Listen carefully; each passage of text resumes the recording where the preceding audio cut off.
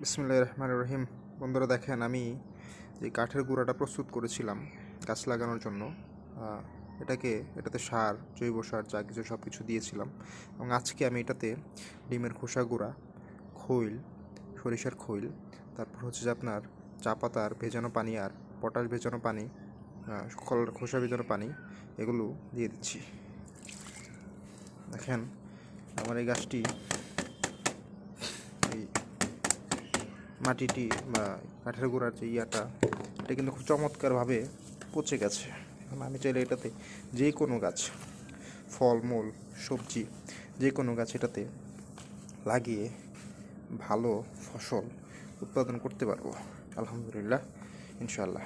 তো আমার এই ভিডিওগুলো যাতে ভালো লাগে, দয়া করে একটা লাইক করে আমার চ্যানেলটাকে সাবস্ক্রাইব করে রাখবেন, যাতে পরবর্তীতে নতুন কোনো ভিডিও দিলে আপনারা দেখতে পারেন।